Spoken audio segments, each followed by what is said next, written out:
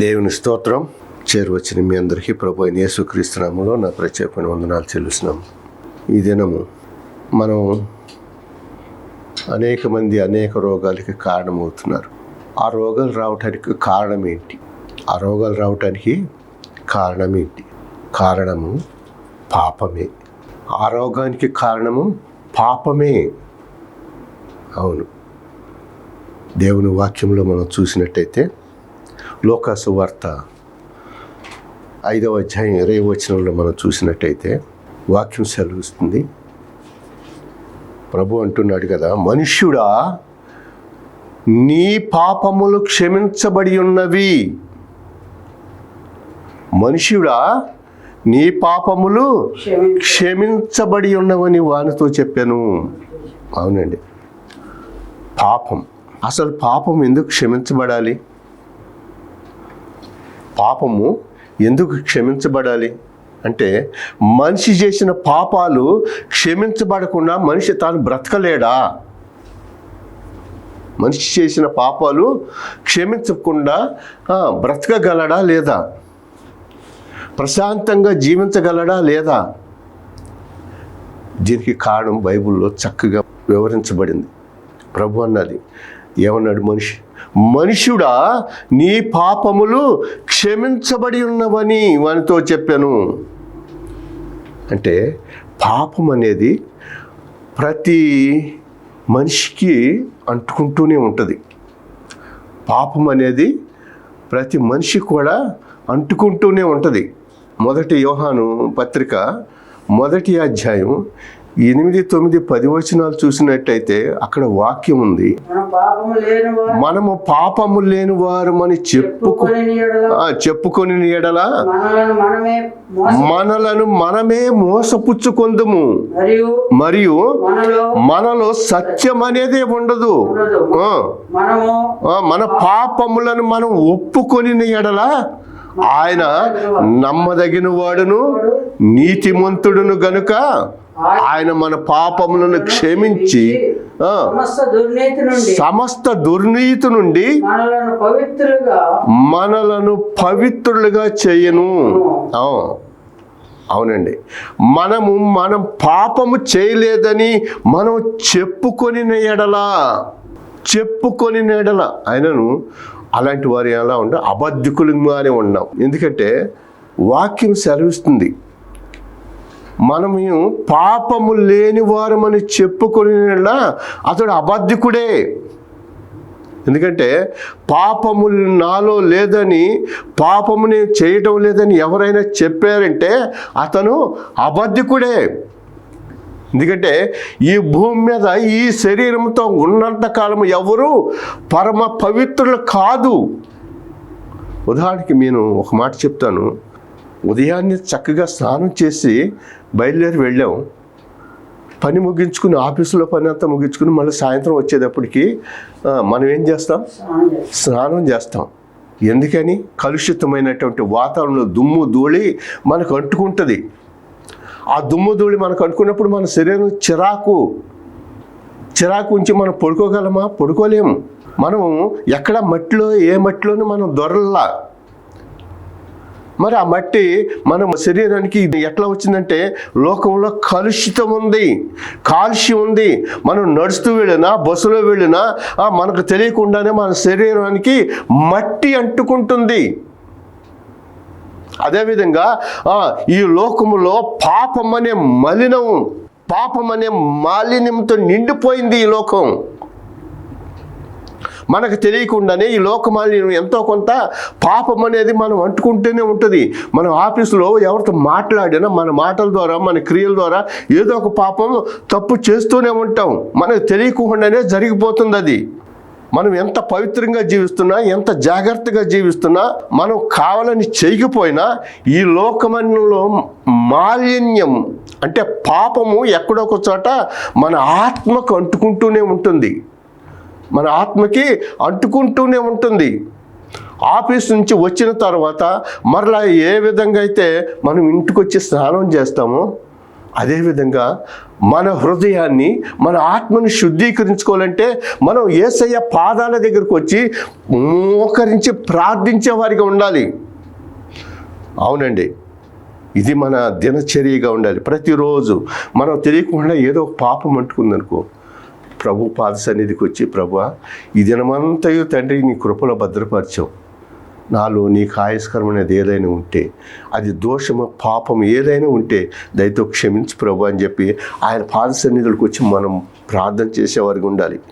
ఎందుకంటే దినచర్య కావాలి. మన శరీరాన్ని ఏ విధంగా శుభ్రం చేసుకుంటున్నామో అదేవిధంగా ప్రతి దినము మనం స్నానం చేస్తున్నామో అదే విధముగా ప్రతి దినము ప్రభు సన్నిధికి వచ్చి, ప్రభువా, నా యందు నీకు ఆయాస్కరమైనది ఏదైనా ఉందేమో, తెలుసో తెలియకో ఈరోజు ఏదైనా పాపము నా వల్ల జరిగిందేమో, నీకు ఇష్టం లేని తలంపు, నీకు ఇష్టం లేని మాట, నీకు ఇష్టం లేని క్రియలు నేనేదైనా చేశానేమో, నన్ను క్షమించయ్యి అని చెప్పి ఆయన పాద సన్నిధిలో మనం మొర్రపెట్టి ప్రార్థించే వారికి ఉండాలండి.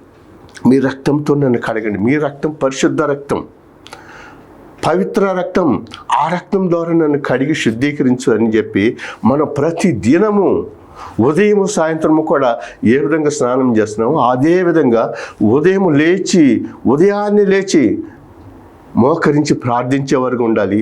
మరలా వచ్చి సాయంత్రం ఇంటికి వచ్చి ప్రార్థించేవారికి ఉండాలి. ఎందుకంటే నీవు ప్రభువుని ప్రేమించేవాడు అయితే నువ్వు విశ్రమించక నీవు ఆయనకు రక్తంలో కడుక్కొని ఆయన రెక్కలతో నువ్వు సెటిల్ చేసుకోవాలి. ఆ రక్తంతో నువ్వు కడుక్కోవాలి. నువ్వు ఆయనకు అప్పగించుకుని నువ్వు నీ జీవితాన్ని ఆయనకు అప్పగిస్తే నువ్వు ప్రశాంతంగా పడుకుంటావు. ఎందుకంటే ఒకవేళ ఆయన మధ్యాకాశంలో వచ్చారనుకోండి, ఆయన మధ్యాకాశంలో నువ్వు కలుసుకుంటావు. అవును, ఒకవేళ నీవే వెళ్ళిపోవాల్సి వస్తే తిన్నగా ఎక్కడికి వెళ్తావు? పరలోకం వెళ్తావు. అవును, పాపం అనేది మనం ప్రతిరోజు మనకు తెలియకుండా అనుకున్నప్పుడు ఆయన పాద సన్నిధిలో మనం మొర్రపెట్టి ప్రార్థన చేసి మన పాపాన్ని ఆయన రక్తంతో శుద్ధీకరించుకునే వారికి ఉండాలి. ఇక్కడ మన వాక్య భాగంలో చూసినట్టయితే ఒక వ్యక్తి ప్రభు ఏమన్నాడు? మనుష్యుడా, నీ పాపములు క్షమించబడి ఉన్నవి అంటున్నాడు. ఇక్కడ ఏంటంటే సంగతి, మనం ఒక పక్షవాయువు గల అతను, ఓ వ్యక్తి పక్షవాయువు చేత బాధపడుతూ మంచం మీద పడి ఉన్నాడు.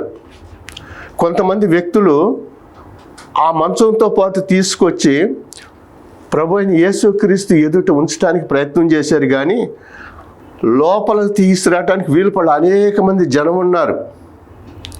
వారు ఏం చేశారంటే ఇంటి పైకప్పు ఎక్కి ఆ పెంకులు తీసి ఆ మంచంతో పాటు ఆ పక్షవాయు గలవాన్ని ప్రభు సన్నిధికి దింపారు. అవునండి, యేసు అలా దింపిన వారిని చూచి ఆయన అనుకున్నాడు, వీరు వారి క్షేమము కన్నా ఇతరుల క్షేమం కోరుతున్నారని చెప్పి చాలా మురిసిపోయాడండి. స్వార్థంతో ఆలోచించలేరు, ఇతరుల క్షేమాన్ని కోరుకున్నారు కాబట్టి ప్రభు వాళ్ళని చూసి ఆనందించాడు. ఎందుకంటే మరి ఇతరుల క్షేమాన్ని కోరేవారు ఎంతో మంచి ఆత్మీయత కలిగి ఉంటారండి. ఇప్పుడు యేసుక్రీస్తు ఎదుట ఒక వ్యక్తి పక్షవాయువుతో లేవలేని స్థితిలో మంచం మీద పడి ఉన్నాడు. అలా పడి ఉన్న వ్యక్తిని బాగు చేయాలని యేసయ్య తలంచాడండి. అయితే ప్రభు ఆ వ్యక్తిని చూడంగానే ఆయనకి అర్థమైంది ఒకటే, ఈ వ్యక్తి పాపము చేత పడి ఉన్నాడని చెప్పి యేసయ్యకి అర్థమైపోయింది. అవును, నిజానికి మరి ఆ మనిషికి కావాల్సింది ఏంటి? స్వస్థత కావాలి. ఆ మనిషికి కావాల్సింది ఏంటి? స్వస్థత కావాలి. మరి యేసయ్య ఉన్నాడు, మనుష్యుడా, నీ పాపములు క్షమించబడినవి అంటున్నాడు. ఇక్కడ జాగ్రత్తగా ఆలోచించాలండి. పక్షవాయువు నుంచి స్వస్థత కావాలని చెప్పి ఆ మనిషికి అనుకుంటే ఆ స్వస్థత ఇవ్వకముందే అతని పాపములు క్షమించబడాలని ప్రభు ఆశపడ్డాడు. యాక్చువల్గా స్వస్థత పొందుకోవాలంటే దానికన్నా ముందు ఆ పాపములు క్షమించబడాలి. అవును, మన పాపములు ఎందుకు క్షమించబడాలి అని మీరు అనుకోవచ్చు, కానీ మనం చూద్దాం ఇప్పుడు ఒక మాట. యెషయా గ్రంథం 59వ అధ్యాయం మొదటి 3 వచనాలు చూసినట్లయితే అక్కడ చక్కని వాక్యం ఉంది. రక్షింపనేరకుండునట్లు యెహోవా హస్తము కుర్చ కాలేదు, విననేరకయుండునట్లు ఆయన చెవులు మందము కాలేదు. మీ దోషములు మీకును మీ దేవునికి అడ్డముగా వచ్చను. మీ పాపములు ఆయన ముఖమును మీకు మరుగుపరచను గనుక ఆయన ఆలకింపకున్నాడు. మీ చేతులు రక్తము చేతను మీ వ్రేళ్ళు దోషము చేతను అపవిత్రపరచబడి ఉన్నవి. మీ పెదవులు అబద్ధములాడుచున్నవి. మీ నాలుక కీడును బట్టి మాట్లాడుచున్నది. చాలండి, ఇదండి దేవుడు అంటున్నాడు. అయ్యా, రక్షింపనేరకుండినట్లు, స్వస్థపరచుకుండినట్లు, మీరు బాగుపరచుకుండినట్లు నా హస్తము కుర్చ కాలేదయ్యా. ప్రభు అంటున్నాడు, నా శక్తి నాకు దూరం కాలేదయ్యా. మిమ్మల్ని స్వస్థపరచాలని ఆశపడుతున్నాను. మీరు కన్నీరు కార్చినప్పుడు మీకు జవాబు ఇవ్వాలని ఆశపడుతున్నాను. కానీ మీ దోషములే, మీరు చేసిన పాపములే, మీరు చేస్తూ ఉన్న అతిక్రమములే నేను మీకు సహాయం చేయకుండా అడ్డుపడుతున్నాయి అయ్యా. అడ్డుపడుతున్నాయి, మీ పాపములు అడ్డుగా వస్తున్నాయి అయ్యా. కాబట్టి నేను మీకు జవాబు ఇవ్వలేకపోతున్నాను నా కుమారుడా. నీవు అనారోగ్యంతో అల్లాడిపోతున్నావు, నీవు దీర్ఘకాల రోగంతో కృంగిపోతున్నావు, అయినా నేను జవాబు ఇవ్వలేకపోతున్నాను నా కుమారుడా. దానికి కారణం ఏంటి తెలుసా? సహజంగా నీలో ఉన్న పాపములే, నీ దోషములే అడ్డు వస్తున్నాయి నా కుమారుడా. అవునండి, ప్రభు అంటున్నాడు, మన హృదయంలో పాపం పెట్టుకుని మనం స్వస్థపరచబడలేదంటే ముందు మన పాపములే. నువ్వు ఎప్పుడైతే ఆ పాపములు ఒప్పుకొని విడిచిపెట్టి ప్రభు సన్నిధికి వచ్చి మోకరించి ప్రార్థిస్తావో అప్పుడే ఆయన నీ మొర ఆలకించగలడు, నీకు సహాయం చేయటానికి రాగలడు. అవును, ఇది వాస్తవం అండి, నిజమే. నేను ఉద్యోగం చేసే టైంలో నా కుమారుడు బాంబేలో ఉద్యోగం చేస్తున్నాడు. ఎందుకంటే నేను రక్షింపబడ్డాను కానీ సంపూర్ణంగా దేవునికి సమర్పించుకోలేదు. ఇంకా పాపంలోనే జీవిస్తున్నాను. ఉద్యోగం చేసుకుంటూ దేవుని మందిరానికి వస్తున్నాను కానీ సంపూర్ణంగా దేవుని యందు విశ్వాసం లేని వాడిగా ఉన్నాను. అదే టైంలో నా కుమారుడికి చిన్న దోమ కుట్టినప్పుడు ఆ దోమ అశ్రద్ధ వలన మలేరియా, ఇంకా అశ్రద్ధ చేయటం వలన టైఫాయిడ్, జాండీస్ ఇవన్నీ అటాక్ అయినాయి. హైదరాబాద్ వచ్చాడు. హైదరాబాద్ నుంచి డాడీ జ్వరం వస్తుంది డాడీ అంటే, నువ్వు వద్దు నాన్న, డ్యూటీ మానేసి ఇమ్మీడియట్లుగా ఉయ్యూరు వచ్చేసాయి అని చెప్పి ఆ కుమారుడిని రమ్మంటే ఇంటికి రాగానే ఎంతో దాదాపు 105 డిగ్రీల్లోకి వెళ్ళిపోతుంది టెంపరేచర్. ఎంత భయంకరంగా వస్తుందని మాకు భయం వేసి డాక్టర్ దగ్గరికి తీసుకెళ్ళాం. ఆ డాక్టర్ అన్నాడు, ఇదేం లేదండి వైరల్ ఫీవర్ అన్నాడు. కానీ అప్పటికే కుమారుడు బలహీనమైపోయాడు. అప్పటికే 20 రోజులు, నెల రోజులు దగ్గరగా అయింది. కూర్చోలేకపోతున్నాడు, నిలబడలేకపోతున్నాడు. నాకు భయం వేసి బ్లడ్ టెస్ట్ నేనే చేయించాను. వేరే ఒక ఆర్ఎంపీ డాక్టర్ అన్నాడు, ముందు బ్లడ్ టెస్ట్ చేయించండి అని. చేపిస్తే ప్లేట్లెట్లు కంప్లీట్ డౌన్ అయిపోయినాయి. 13,000లో పడిపోయింది. 13,000లో ప్లేట్లెట్లు పడిపోయేటప్పటికి ఆ డాక్టర్ అన్నాడు, నా వల్ల కాదు, విజయవాడ తీసుకెళ్ళిపోండి అన్నాడు.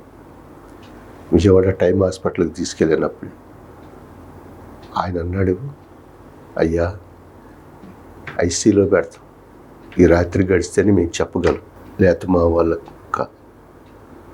సర్లే.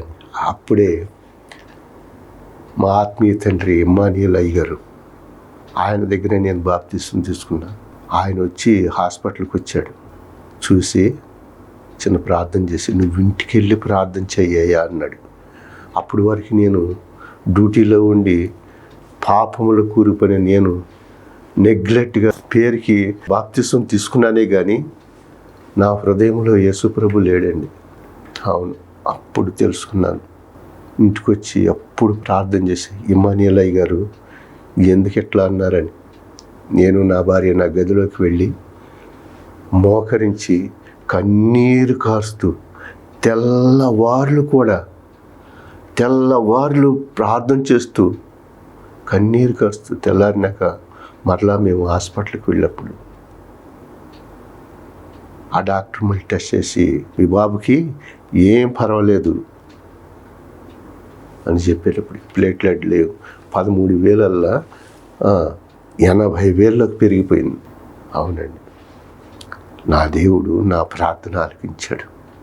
ఇంకప్పటి నుంచి నేను నాలో ఉన్నది చెప్పా, అయ్యా నేను పాపినైనా నన్ను క్షమించయ్యా, నా దోషములన్నిటిని క్షమించయ్యా అని చెప్పి ఆయన పాద సన్నిధిలో మొర్ర పెట్టుకుని ప్రార్థన చేస్తే నా దేవుడు నా ప్రార్థన ఆలకించాడు, కుమారుడిని రక్షించాడండి.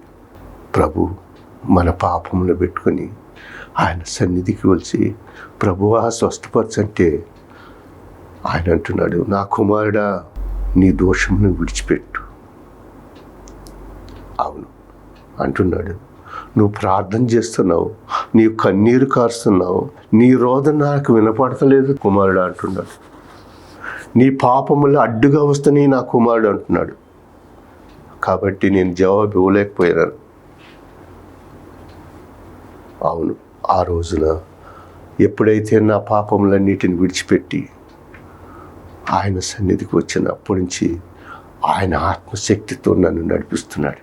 ఆయన ఆత్మశక్తితో నన్ను నడిపిస్తుంటే ఒక్కొక్కసారి ప్రార్థనలో ఉండినప్పుడు చర్చ్ మందిరంలో ప్రార్థనలో కూర్చొని మోకరించి ప్రార్థిస్తున్నప్పుడు పరిశుద్ధాత్మ అగ్ని వలె దిగి వచ్చి నన్ను నింపేసినప్పుడు నాకు గజ వణికిపోయానండి. నాకేమైందో నాకు తెలియదు, కానీ ఎందుకు ఇలా మంటలు ముడితే నా పక్కన వాళ్ళు కూడా కాలిపోతున్నారేమన్నా అంత టెన్షన్ పడిపోయాను. కన్నీరు కారుస్తున్నాను, ప్రార్థన చేస్తున్నాను. మరి ఆ రొట్టె రసం తీసుకుని ఒక వ్యక్తి వస్తుంటే ఆ తెల్ల డ్రెస్ వేసుకుని ఒక వ్యక్తి అయ్యా రొట్టె తీసుకొని చెప్పి తట్టుతున్నప్పుడు ఎదురుగా దైవజనుడు రొట్టె తీసుకున్నాడు. అప్పుడు వరకు నేను ఏడుస్తున్నా, కానీ పరిశుద్ధాత్మ దిగి వచ్చినప్పుడు నా కన్నీరు కారిపోతుంది. ప్రార్థన చేస్తున్నాను, ఎలా చేస్తున్నానో నాకే తెలియలే. అప్పటి నుంచి నేను సరి చేసుకున్నాను. నా దేవుడు నన్ను విడిచిపెట్టలేదండి. నా దేవుడు నన్ను విడిచిపెట్టలా. ఆరోగ్యాన్ని, ఆశీర్వాదాన్ని, ఫలభరితమైన జీవితాన్ని నాకు అనుగ్రహించాడు. అవును, ఈరోజు నీవు దేవుని చేత ఆశీర్వదించబడాలనుకుంటున్నావా? అలా ఆశిస్తున్నట్లయితే అటువంటి వారిని ప్రభు దీవించాలని ఆశిస్తున్నాడు, కనికరించాలని ఆశిస్తున్నాడు, వారి కన్నీరు తొడవాలని దేవుడు ఆశిస్తున్నాడు. కానీ దేవుని ఆశకు నీకు మధ్య నీ పాపములు విడిచిపెట్టేసేయాలి. నీ పాపములు నీవు కలిగి ఉన్నంత కాలము, నీవు విడిచిపెట్టనంత కాలము నీ జీవితంలో ఆశీర్వాదాన్ని, అద్భుతాన్ని నువ్వు చూడలేవు. అనేక వ్యాధులు, ఇబ్బందులు, ఆర్థిక సమస్యలు, అప్పుల బాధల చేత బాధపడుతున్న వారిని, మానసికంగా బాధపడుతున్న వారిని దేవుడు వారితో మాట్లాడుతున్న మాట ఏంటి తెలుసా? ఆయన సెలవిస్తున్నాడు. ఏమంటున్నాడు తెలుసా? అదే ఇర్మియా గ్రంథం 30వ అధ్యాయం 12వ వచనం. ఇలాగు సెలవిచ్చుచున్నాడు, యెహోవా ఇలాగు సెలవిచ్చున్నాడు, నీ వ్యాధి ఘోరమైనది, నీ వ్యాధి ఘోరమైనది, నీ గాయములు బాధకరమైనవి, నీ గాయములు బాధాకరమైనవి, నీ పాపములు విస్తారముగా, నీ పాపములు విస్తరింపగా శత్రువు కొట్టినట్లు నీ గొప్ప దోషమును బట్టి నీ గొప్ప దోషమును బట్టి నేను నీకు కఠిన శిక్ష చేసి నిన్ను గాయపరిచి ఉన్నాను. కానీ నీ పక్షమున వ్యాజ్యమాడు ఎవడును లేడు. నీ గాయములకు శిక్ష చేయదగిన మందు నీకు లేదు. నీ స్నేహితులందరూ నిన్ను మర్చి ఉన్నారు, వారు నిన్ను గూర్చి విచారింపరు. నీ గాయముల చేత నీవు అరచదవేమి? నీకు కలిగిన నొప్పి నివారణ కాదు, నీ పాపములు విస్తరించిన నీ దోషములను బట్టి నేను నిన్ను ఇలాగు చేయుచున్నాను. చాలండి. నీ దోషములను బట్టి నేను నిన్ను ఇలాగు చేయుచున్నాను. అవునండి, మన పాపములు మనం ఒప్పుకొనకుండా మనం కప్పి పెట్టుకొని దేవుని సన్నిధికి వస్తే మనం స్వస్థపరచబడలేము, ఆశీర్వదించబడలేం.